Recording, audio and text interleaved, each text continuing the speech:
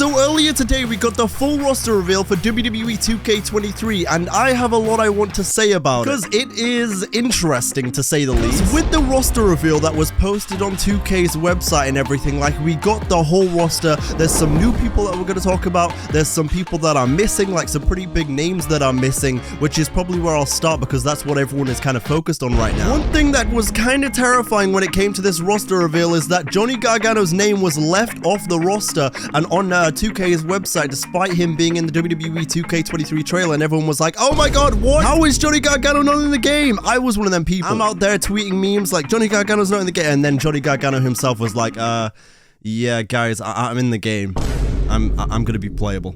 But also, like, why was he not on the 2K website? Even right now, it's been a couple of hours since they revealed everything, and Johnny Gargano's name just isn't there. Like, Roderick Strong, for some reason, despite the fact that he hasn't gone anywhere, he has a, you know, he was injured, but he hasn't gone anywhere. He was in last year's game. He's not here for some reason. Saray from NXT is not on the game for some reason, despite the fact that, again, she hasn't gone anywhere. Candice LeRae is another big one. Bray Wyatt, although I do suspect that Candice LeRae might be DLC given when she came back from pregnancy, although again, she has been contracted this entire time. She just went away and had a baby and then came back, so she might be DLC. Bray Wyatt, as I previously discussed, I do get the sneaking suspicion, and I think they're going to be smart about this, to do a big Bray Wyatt DLC pack because everybody loves Bray Wyatt. They'll have like the Fiend, they'll have a retro 2013-14 Bray Wyatt in there, they'll have you know, current day Bray Wyatt, they'll have Firefly Funhouse Bray Wyatt. Point is, there's a lot of different versions of Bray Wyatt that they can throw in there, and I think they will probably be doing that, because to leave him out with how popular he is, it doesn't really make any sense, and so I can see them doing that. They're probably working on it as we speak. And I want to say, by the way, I made a video yesterday. You guys didn't see it because I didn't upload it, but it was a 2K23 video where I briefly talked about Brie Bella's entrance, Nikki Bella's entrance, and Jinder Mahal's entrance, and, you know, like, Veer coming to the game.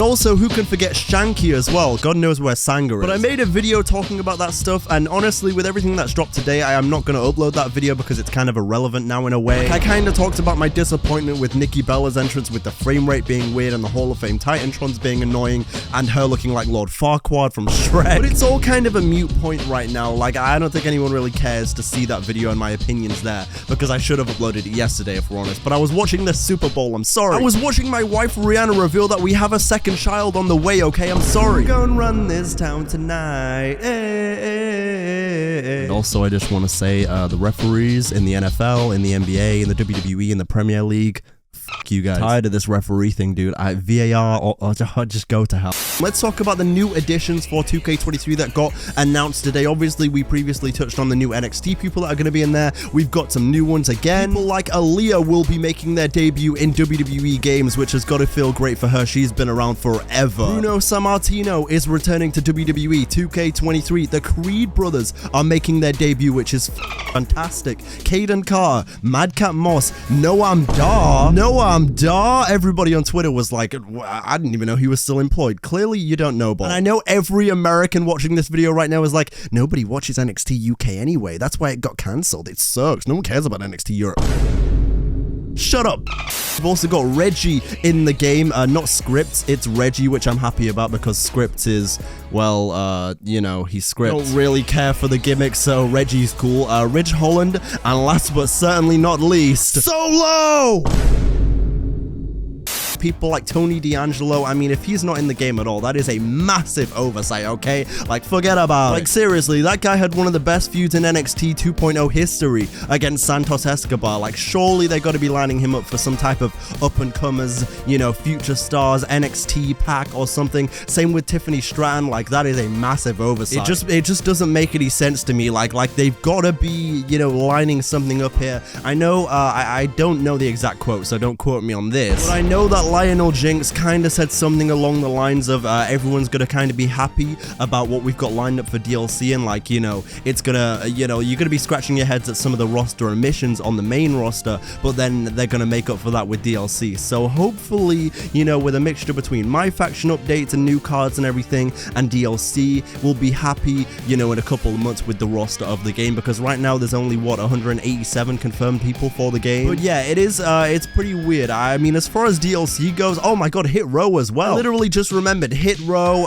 Bronson Reed, Emma, like all these people that returned kind of late, you know, after SummerSlam basically are kind of, it's on the brink, you know. Johnny Gargano just about made it in, but people like Candace, Emma, Bronson, Hit Row, you know, whoever else has returned, there was a bunch of them. And I tweeted about this earlier as well, but same way I won't be mad if Johnny Gargano's theme in the game is outdated. I said it on Twitter, I'm just gonna steal my tweet. Go ahead, put your feet up, take a break. You've worked very hard on 2K23, grab yourself a drink, you know, you just take some time off. Don't update his theme song. I'll do it. I'll take care of it, okay? Don't worry about it. And also, actually, now that I'm looking at it, I'm not really sure if Seth Rollins 20 is not in the game, because we saw, I pointed that out at Seth Rollins like Messiah t-shirt. I definitely saw that. Now, of course, sometimes they keep the entrances in the game, or excuse me, they keep the entrance motions and the t-shirts in the game, and then the version isn't actually there, but I don't really see any harm in keeping, you know, that Messiah Seth Rollins in the game. I mean, why not? Damn, I'm now just noticing as well, they took 3 kings out of the game from last year. No King Booker,